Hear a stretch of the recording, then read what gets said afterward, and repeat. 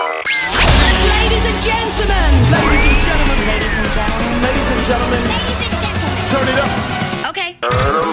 Turn them radios up. Hi guys, good morning, good day, good evening, good afternoon, whatever time of the day that it is that you may be watching this.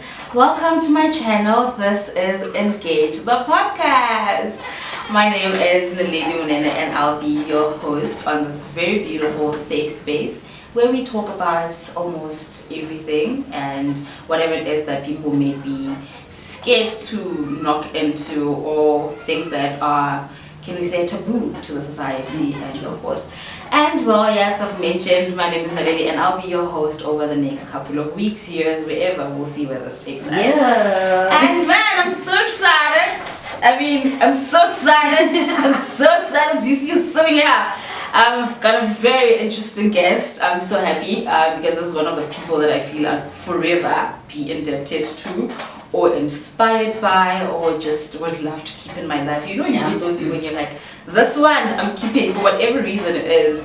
But yeah, guys, we have Miss Divergent, we have Miss Lethabo Lamola. Hi. Hey. Hi. How are you? I'm good, and how are you? Good. Thank you so much for honoring the invite and coming onto the I'm so podcast. honored and grateful. So, I'm just gonna go back to the first time that I met you. I think the first time that we met was 2 or 3 years ago at one of Renee's birthday parties. Yeah. And my first impression was, oh my gosh, this woman is intimidating. Oh my woman, this is an entire powerhouse. You have this thing, man, Lethabo. Like, What's that? I don't Everyone know, keeps man. saying You have- this thing, but everyone is not. You have this thing, you have is this. I don't know if I should call it dignity, stature. You just have this. Man, your presence is commanding, if I should say. Thank you so your much. presence is so commanding. So yeah, I met her, and years later, here we are, man. It was actually love at first sight. I remember. I was like, this lady, like, she is so ladyish. I remember that when I started giving you the name, Your Majesty, Queen the first day we met. I was like, yo, she's everything. Oh man, and then from meeting, there was radio. We worked together. And radio, I surely bet every person in the podcast industry has had a radio experience somewhere. I think so too. So we worked together at radio, and well, we don't want to say much about it, but I just one thing I want to say is that I'm thankful that Lethabo put me onto that platform, because it was an eye opener for me. You know, when you're doing something, I was doing YouTube first, and then I'm like, nah, this is not me. You know, when you're trying to become an influencer and whatnot, I'm like, nah, this is not me. But radio kind of opened up that speaking side of me and just being public, and was like, no, let's start a podcast. And I'm truly grateful for that. And then she left. She left, but we're not gonna get into that. So I want you to tell us about your background. Who's Lethabo? Your upbringing. Who are you? Who are you? We want to know you. We want to know you. Actually, where do I start? I think the first thing first that I should always I actually mention most of the time is that I'm a born again Christian. That's everything. Like, that's the highlight of it. So people, when they go into my social media platforms, they ask for it. Actually, it was Lethabo, and then they go there, and most of them, they're like, she's a pastor. Okay, I'm not a pastor. I'm not even close to being a pastor. But Lethabo, I would say, I come from a nuclear family. It's just me, my younger brother, my mom, and my dad. My parents are pastors. So you can imagine what that does to a young girl like me. Because what happens is that I'm always on the spotlight. Everyone is always like, what is she doing? And I guess I grew up with that thing that I always have to watch what I say, how I walk, how I dress, where I go, what I say, who do I surround myself with. And then as time went, I didn't know myself. And then as time went, I remember, I think it was in 2016, if not mistaken, we actually stayed in Northwest, so we had to relocate and come home. And then I was actually away from my parents for a long time. So with that, I think that was what made me conscious in a way for it. Okay, who's Lethabo? I had to go on a self-discovery journey. What makes Lethabo Lethabo? I remember I went through a lot in that year. I started going. I was going through a lot because I think when seasons change, flowers also they change the color. That's true. Yes. It's from orange, then the next minute it's yellow and stuff like that. So I became this person that I am today. I stopped caring about what people are saying. I had to focus on myself. That's a big step. Yes, I think that's one of the most important things ever. And then the other thing, I remember in that year I wanted to commit suicide. So I can say that year was just a long year of me getting to know myself. And then I realized that actually after my younger brother saved me from committing suicide, that's when I got to know myself. That's when I got to know actually who is Lethabo, what's making Lethabo Lethabo. And then that changed the whole trajectory of my family bloodline, because kids coming after me, people around me now, they get to know the real Lethabo. She's not trying to impress anyone, she's just being herself. For instance, I do not drink alcohol, and that's just me. It's not that deep, and everyone wants to make it, oh, you don't drink, you don't party, okay, so what's wrong with you? And I'm like, actually, I should be asking you what's wrong with you. You get my point? So I became comfortable with myself, and I actually became aware I'm different, and it's okay to be different with my scars, with my past, with everything that I went through. But the most important thing is that I embrace who I am. I'm a very vocal person. Very. Trust me. Very. I am. This is just me. And that's that's one of the characters I love about you. How outspoken you are, how free you are to speak. You just have this. My yes is yes, my no is no, my maybe is maybe. Yeah. Also I'll your think voice. about it. Also your voice. Your voice reminds me of Mahmoud's voice. You don't want to know. Voice reminds me of. Please don't touch that. I used to be so insecure about it. My voice, my height, my shoe size. Why? Because I didn't sound cheesy like other women. Hi, how are you? Are you good? Then I'm like, hi, how are you? Are you good? And you do sound ladylike. Exactly. I know, man. Self-discovery is something that's very huge. You try not to fit in and whatnot. I've always been a tomboy, by the way. That's why I don't bother with high heels. And somebody looks this good. And if you look at me, most of the times I only dress up when I go to church. That's the only time I dress up. During the week, you'd find a lady in a blazer and a shirt and jeans and sneakers. That's how I roll. I'm that girl. Even my mom always complains that, why don't you wear dresses? You look much cuter. Dresses look good. I'm like, I'm not that person. My comfort is in jeans. My comfort is in shirts. My comfort is in baggy clothes. But journey to self-discovery it's a very, very huge topic. But then you touched on your little brother, man. Looking at your relationship with your little brother, although I just view it from socials, I'm like, man, this is such a beautiful sibling relationship. Talk about the highlights of my life. Oh my gosh, that is so beautiful. It's so rare as well. It's not rare, but it's rare. You hardly ever find such good relationships with siblings. With siblings we have problems and we fight, some siblings fight. So how do you solve those kind of things with your siblings? And how did you reach this perfect relationship with your brother?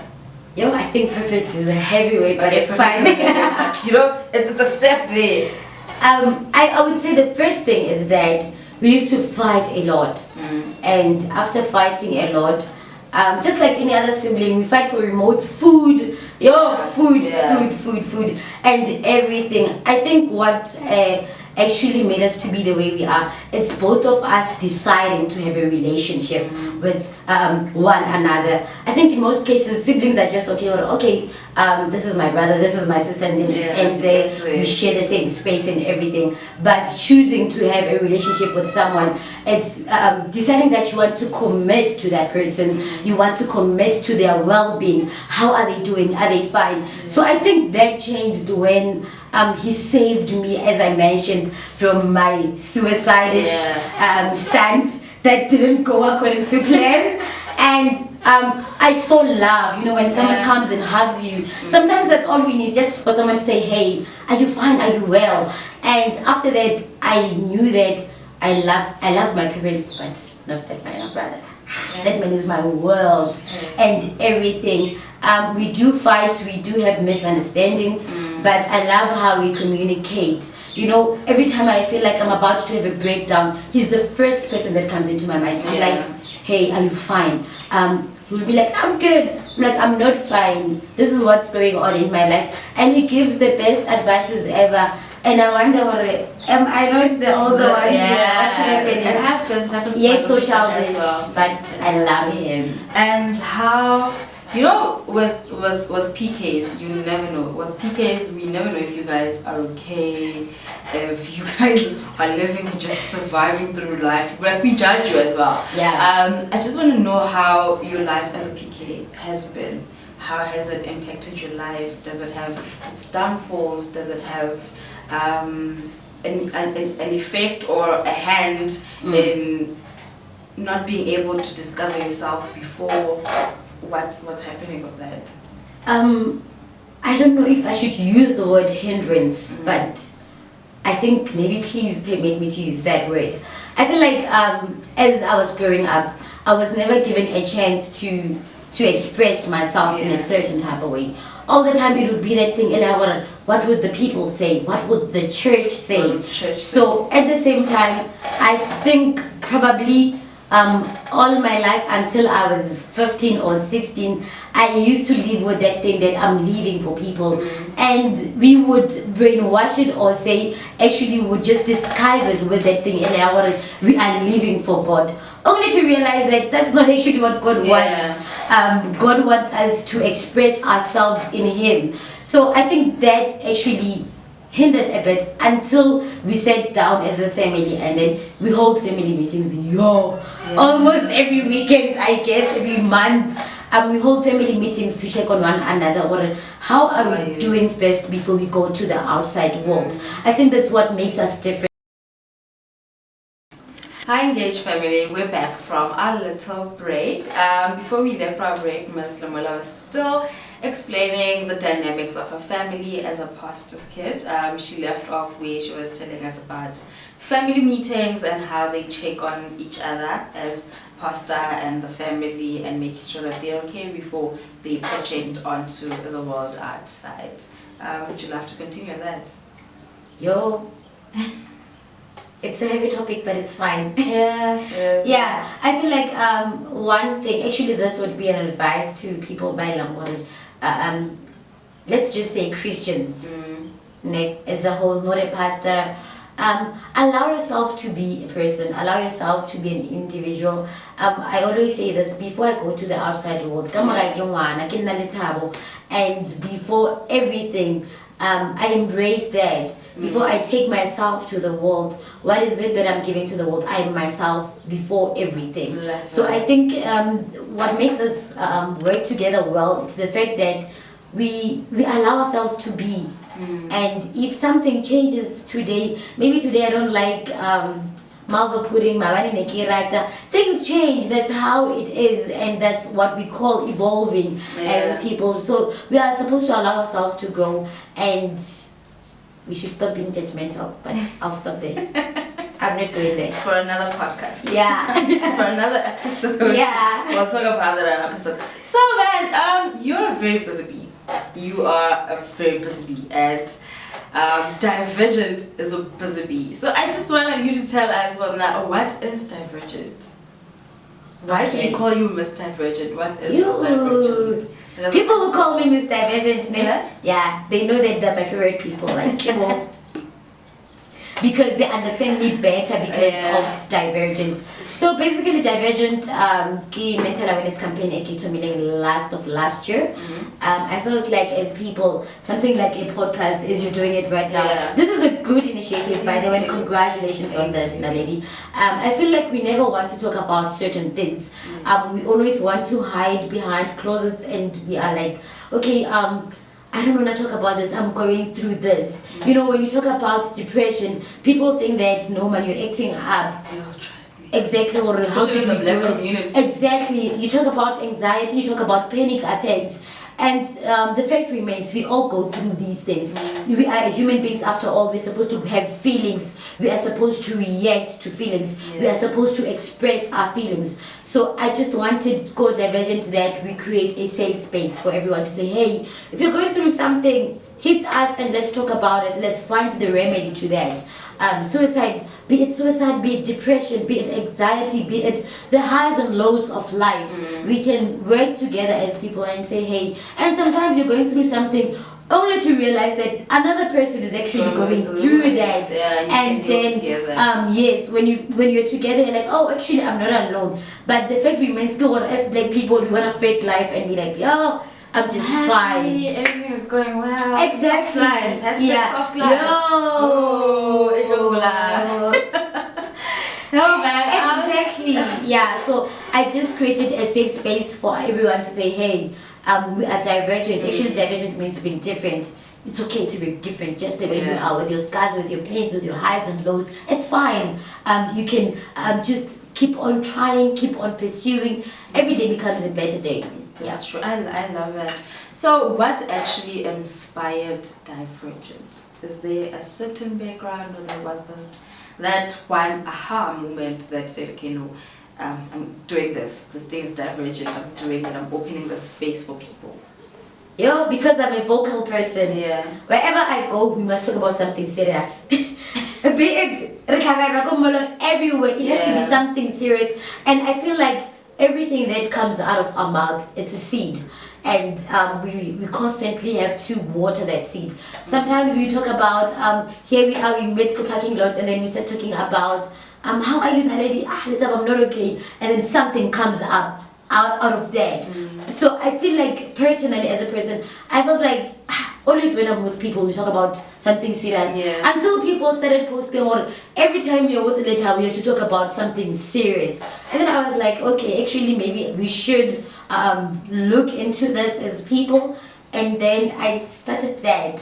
Oh man, that's great. I'd love to interview some of the people that have been through the journey with you someday. And I saw that you hosted a gala dinner or something for Divergent, and then I wish I could have been there, but I'll be there on the next one. Yay! Definitely will be on the next one. And please do follow the Divergent Instagram account that you can keep up with it and learn more. If you need a safe space or somebody to talk to, you can overwhelm her and she'll take it in, you know. She'll do that. But speaking of Divergent being a safe space where people can just come and talk and all about that, what's your take on depression, anxiety, how to handle it, how to pick yourself out of it? Are there tricks or something that you share with people from Divergent? I would say the first thing that I would say is that admitting that you're not in a good space. Just say, you know what, I'm not in a good space, I'm aware of it, and I want to deal with it. You know, I think one of the things that kill people is denial. And again, we become in denial where, you know what, I'm actually not doing fine. So the minute you say, you look at yourself, I think introspection is one of the important things first, to say, am I doing fine? Am I okay? So for me, I would say from Divergent, what I emphasize is that acknowledge that you're in a bad space. That's the first thing. And then the second thing, surround yourself with people by order they pour positive energy into your space. You cannot be in a bad space surrounding yourself with bad people by order in a bad space, because automatically when we talk about, it's also gonna contribute to how we view ourselves. And then the other thing is this: never allow yourself to be weak. I always say this: I am stronger than my circumstances. I'm stronger than what I go through. I am strong. So I self-talk myself into power. That's what works. Or you know what? I'm powerful. Even though I know that things are not okay, I look at myself in the mirror and say, you know what, Lethabo, you've got this, you're going to do it. Depression cannot bring you down, anxiety cannot bring you down. So I think constantly speaking power into yourself, because if you don't do it yourself, no one is going to do it for you. And then the other thing, if it gets too serious, because it happens it gets to that point when you cannot take it anymore. I would say there are within our spaces, within our communities, as Black people, let's make use of the psychologists that are placed within our communities, be it in a clinic, be it everywhere. Sometimes search on the internet or how can you get a psychologist. Others they actually do it for free. Yeah, I know. But sometimes it could actually really be hard to say, okay, I'm going to psychologist to talk about my problems. One for a fact, I know with myself. I've always had this thing, that I don't know if it comes up with growing up alone for a long time and being independent from a young age. Yeah. But I have this thing where I don't know how to talk about my feelings. I genuinely do not know how to talk about my feelings. I'm that person who would let people hurt her and say, okay, no, maybe they won't do it the next time. It's fine. I'll forgive it. Or I try maybe to put myself in the person's shoes and say, okay, maybe they did it because of one. But I'm not a confrontational person who maybe would go to the person and say, well, that's not what you did, hurt me, or something like that. I really can't do that. So every time there's times where I feel like going to a psychologist or something, or to talk about my problems. It's hard. I'm like, okay, I'm gonna get there, but I can't talk. I can't open up. I can't open up. I can imagine what you're saying. Yeah. I think I've been in that space before. I think one other thing that heals is expression. And Black people, not that I am being stereotypical. Exactly, but as Black people, including myself in that, we even afraid to say I love you. A simple I love you. And public even. Exactly. Even guys, and then you're supposed to assume more frustan means that you've got my back or something like that. I think the first thing you have to do as a person is trust. Not necessarily that you have to find a psychologist or what, but find someone close to you, even if it's your partner. I think with your partner you get to communicate, or you know what, I'm not okay. You become yourself. You don't hide anything. Unless a front in the relationship. But otherwise, learn to express yourself and say, Naledi, you are not fine. Naledi, 1, 2, 3 hurt you. Sometimes people, they don't even know that they've hurt you. And then they do it again because they don't know that it offends you or it hurts you. And the next time they do it, it's like, nah. They do it. They take extreme measures to do it because they think that you're comfortable and you're okay with that.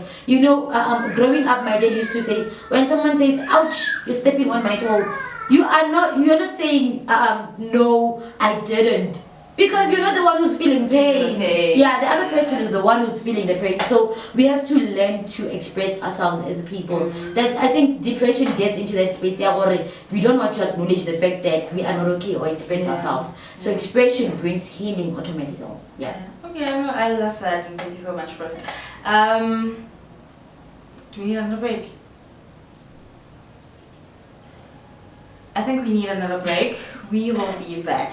Okay, so our next question is what we talked about when we got here off camera, about having it all together. About having it all together. I told you we were going to talk about you having it all together and how you do it, and you said nope, I hate that.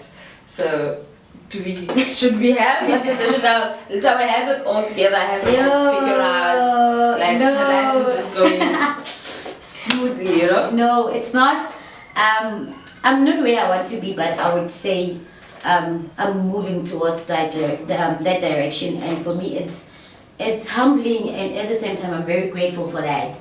It's very rare to find a young girl at an early age. Things are kind of like they seem coming together. They seem like they're getting together. No, they seem like they're coming together. They're coming together. If there's something that I love, I would say it's this. I'm one person who believes in direction. I want to know where am I going, and with how things are going at the moment, there's light at the end of the tunnel. I would say that. So I don't have it all figured out. We still have a long way to go, but we're doing just fine. Just a bit of it is figured out. Just fine. Fine. Yeah, well, Fine. you can never have it fully figured out because True. Yeah. life is not like a journey that has True. a specific location where something ends there. So you can never have it all figured out. I mentioned that you're such a busy bee, man, and I want to know where your inspiration comes from. Like, where do you get the inspiration? Who's your greatest inspiration, if I may say? Do you look up to? People are probably gonna judge me with this, but I would say I look up to Oprah. Oprah is my go-to girl. Love Like her. she's everything. Yeah. Even the power, the fire, the atmosphere that she carries when she walks around. For me, that's a woman stepping into her game. Or you know what, I'm a woman and I know who I am. I'm capable of doing 1, 2, 3, 4. Yeah. That is why I go for each and every single opportunity that comes my way. I don't say I'll think about it. If the opportunity is here and it presents itself and I'm here, I'm available, I go for it. I believe that at the end of the day, there's something that I should look up to, and when I look back, I should be able to say I did 1, 2, 3, 4, and I did pretty well for myself. And that's a good way to live. So, wrapping it up, what are you working on, man? What are you doing? What should we expect from Lethabo? What should we expect from Divergent? What should we be thirsty for? Are you working on anything good, new projects, something? I'm working on a lot of things. I don't even know where to start. One of those things is that with Divergent, I just got a slot from a local TV channel in the Northwest. So I'll be running my own shows, Divergent Talk, which is pretty much exciting, but I'm a bit nervous because I'll be creating my own content and everything. So for me, I feel like for the side of Divergent, that's a win, and we are going to better places. And I feel like when you go on TV, it's actually an easy way of saying, hey, we all access TV. Yeah. And we can all talk about certain things. So I want to engage with my people, my Divergent family, and I want them to be part of that show because at the end of the day, we are Divergent as a family. So I feel like that's a good space to start and to say, hey, how are we working together on this? Yeah, love it, man. I love women who work. I love women who seek out opportunities, and you're most definitely that. You're on my list, by the way, of inspiring people. After DJ Zinke and Bona. Yo! Yeah, you're somewhere on that list. Nice. You're somewhere on that list. So I Thank you. really love that for you, and I wish you all the best on that new Thank page. you. Sounds amazing. I'm gonna be on top of it. So, if there's something that you would say to your younger self, your younger Lethabo, who would have not probably imagined the Lethabo now, what would you say to her? Yo, I would say allow yourself to allow yourself to make mistakes, allow yourself to learn, allow yourself to normally my mom would say just sail with the wave, and I'm asking what's that? She says, wherever the wave is going, and actually that I matter and I should practice self-care. Self-care is something that's very important. If I had known earlier, probably I would have been way better than I am right now. No, guys, that is it from Lethabo today, man. And I just need to say to people what I love what you mentioned about not having it together. You know, we sometimes have these perceptions of people who have certain things or have reached certain parts of their life, and we think, oh my gosh, she has it together. What is it that she does? But there are hurdles behind every single thing. There's hurdles behind every single milestone, and one should never beat themselves up because you feel like somebody that's your age has something and you don't have it. Oh, massive now. They bought a house, they bought a car, they're getting married, and you don't have that, and you get depressed by that. But truth of the matter is, life works in seasons, and somebody's season will never be your season, you know. So just keep on working on your own life. Be you, man. Be you, and having it all together does not come in one go. Does not come in one go. For a person to have self-discovered themselves, they've been somewhere.